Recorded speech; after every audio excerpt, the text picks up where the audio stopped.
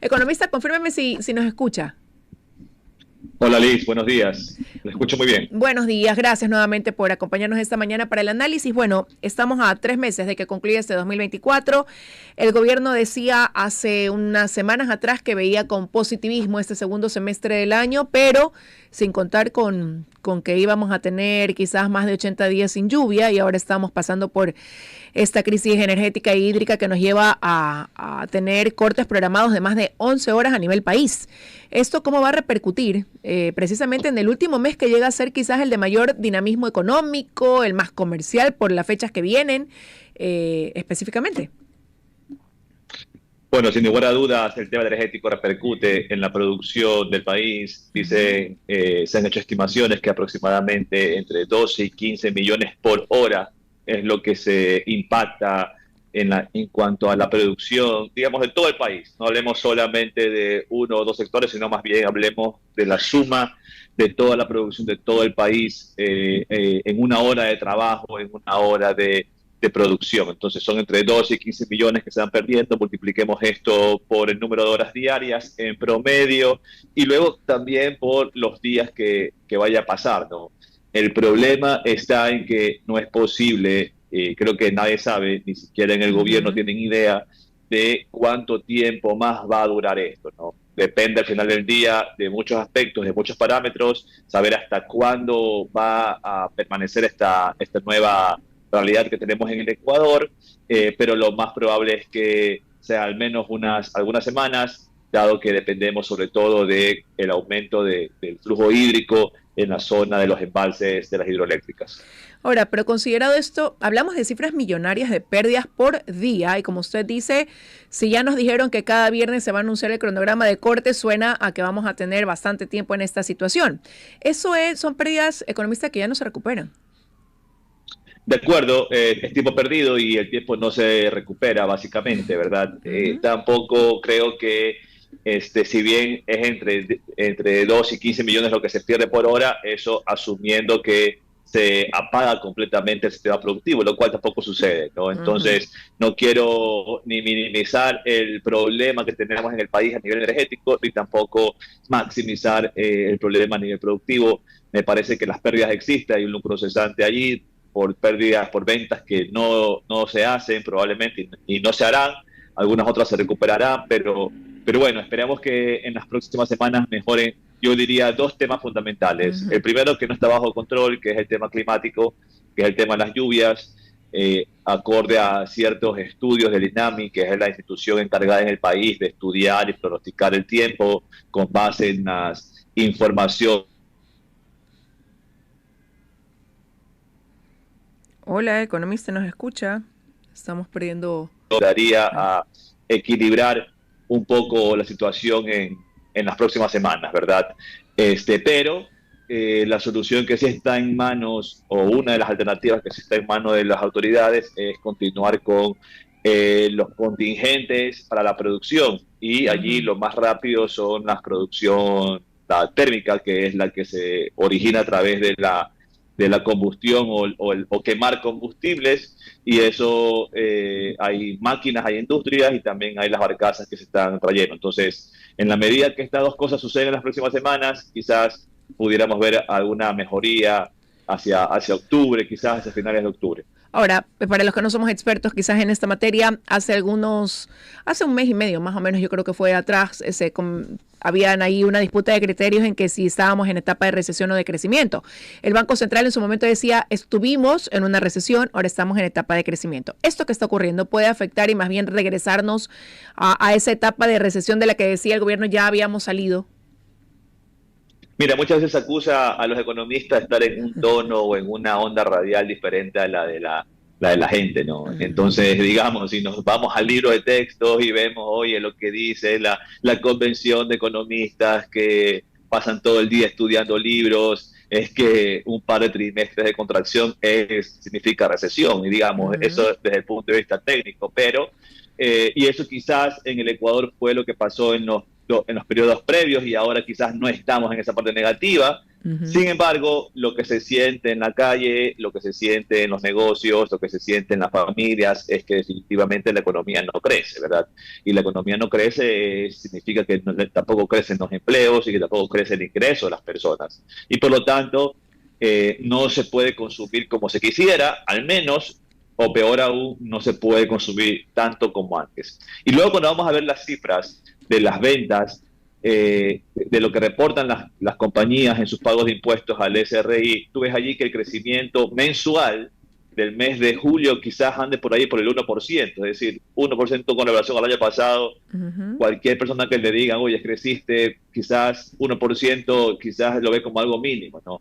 Pero luego, si vemos el acumulado, enero a julio de todo el año, ahí vemos más bien una contracción de aproximadamente el 2%. Okay. Entonces, digamos, hay las dos perspectivas de verlo. Oye, veamos solamente el mes de julio y tú puedes decir, oye, ahí vendimos un poquito más que julio del año pasado, comparando mes y mes contra mes, pero cuando vemos, oye, cómo nos ha ido a lo largo del año, cómo nos ha ido durante todo este 2024, ahí sí que tú dices, no hay forma de darle vuelta y ver que definitivamente hay un impacto, hay un menor consumo que el año pasado. O sea, economista, yo conversábamos hace unas semanas atrás con el ministro de Economía y él decía que estaban optimistas en que la economía podía crecer más del 1%. El Fondo Monetario desde hace meses atrás decía menos de ese 1% será el crecimiento de la economía ecuatoriana. Nos vamos a quedar en esa cifra. O sea, debemos ya quizás pensar y proyectar eso, que no vamos a crecer, sino algo, un 0 punto algo, que no llegará ni a ese 1%. Mira, muy probablemente no haya crecimiento, porque ya estamos viendo el impacto que están generando y seguirán generando el tema productivo. Y quizás hace unos meses en el gobierno estaba un poco despistado de este tema el energético y no se habían fijado de que se venía un problema que iba a detener o a privar cierta parte de la producción. Entonces, dado que hemos tenido una proyección de crecimiento tan baja, que ya en su última publicación en el Banco Central del Ecuador ya fue dando indicios de que la va a reducir muy probablemente, y ahora considerando este tema de la energía, sin lugar a dudas, yo creo que en la próxima publicación que haga el Banco Central tendrá que seguir proyectando a la baja su pronóstico de crecimiento, con lo cual nos quedaremos muy cercanos o en promedio alrededor del 0%.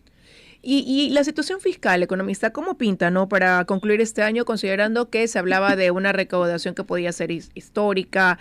Esto a propósito del aumento de los 3 puntos del IVA, por ejemplo, el Ministerio de Finanzas decía que se consideraba que para este año completo se podría contar con 16.100 millones de impuestos. Sin embargo, incluso ellos esperaban 2.000 millones adicionales a lo previsto, ¿no?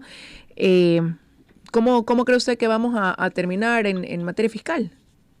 Mira, a estas alturas del año ya, digamos, hablar sobre este año ya tienen gran parte resuelto en nuestra finanza. Ya. Entonces, yo no veo una mayor complicación para este año. Siempre podrán pasar cosas fortuitas, de fuerza mayor o lo que fuese en el mundo.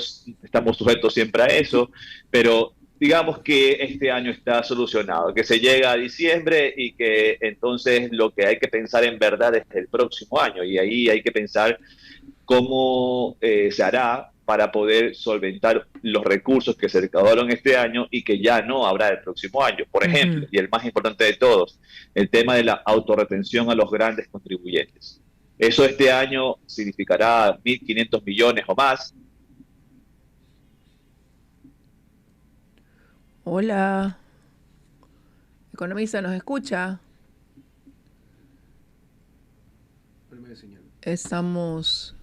Vamos a ver si es que se logra restablecer la comunicación con el economista Francisco Briones. Economista, ¿nos escucha? Sí, lo logramos escuchar hasta la parte de la contribución a las grandes empresas, creo que nos dijo, ¿verdad? Sí, hasta ahí lo escuchamos. De acuerdo, yo te decía que lo importante es ver el próximo año y los rubros que ya no habrá el próximo año. Este año, 2024, se recaudó por adelantado el impuesto de la renta de las empresas grandes, los grandes contribuyentes del año 2025. Y por eso se obtuvo un flujo de aproximadamente, qué sé yo, 1.500 millones más en este año, ya eso es bastante plata. Ajá. Luego este año también se recaudó la remisión tributaria, aproximadamente 800 millones, va sumando 1.500 más 800, van 2.300 millones. Luego este año también se incrementó el IVA, esos serán 1.000 millones más que se recaudaron extra en este año. Entonces, si se van haciendo algunas cositas y se van sumando algunos temas que solamente hubo el shock o la recaudación temporal en este año, también me olvidaba de las contribuciones que hubo por parte de las empresas privadas, por parte de la banca, que fueron otros 500 millones más. Mira tú que ya vamos sumando aproximadamente 2.800, 3.000 millones, y toda esa plata fue la que hubo este año producto de lo que se recaudó extraordinariamente de impuestos y que el próximo año 2025 no se va a recaudar porque ya feneció, digamos, eso de allí. Se recauda solamente la primera vez o una vez. Entonces, la pregunta aquí es, respondiendo a tu cuestionamiento, es cómo se va a financiar esa cantidad de dinero el próximo año. Con una reforma económica. Dado que tienes agotadas las fuentes de financiamientos externas, Ajá. el programa del FMI ya están dando, siempre te va a quedar como la única variable que tienes control y que puedes usar es el tema tributario otra vez. O sea, una nueva reforma tributaria sería inevitable para el 2025, manteniendo, por ejemplo, el IVA al 15%, porque recordemos que eso quedó abierto a que se podía bajar o no, pero entendiendo que eso va a ser necesario, como digo, y en el primer trimestre sí o sí, revisando una posible reforma tributaria. Correcto, y recordemos que uno de los compromisos con el fondo es tener este año presentado un borrador de reforma tributaria, en el cual se reduzcan todos los beneficios o la gran mayoría de los beneficios tributarios que reciben las personas como las empresas. Entonces, ahí hay temas que van a tener que ser discutidos. Insisto, siempre las fuentes de financiamiento del gobierno suelen ser, digamos, tres, ¿no? En primer lugar, los impuestos, en segundo lugar, los recursos naturales y en tercer lugar, el financiamiento externo. Vamos de atrás para adelante, el financiamiento externo está prácticamente agotado, seguimos sin poder emitir deuda en el mercado y ya tenemos un programa con el Fondo Monetario. Se podrá pellizcar algo de ahí, pero tampoco es tanto, y finalmente te queda solamente entonces la única alternativa que tienes control y que puedes decidirla tú, fijarla tú y ejecutarla tú es el tema de los impuestos. Entonces seguramente habrá una discusión sobre este tema en los próximos meses. Bueno, veremos y es así pinta el escenario, así se proyecta y por eso quiero agradecerle al economista que nos haya dado estos minutos para el análisis aquí en WQ Noticias. Gracias a ti, Liz. Saludos a todos. Un abrazo, que tenga un buen día. Estuvo con nosotros el economista Francisco Briones, ex director del Servicio de Rentas Internas. Son las 9:25 de la mañana.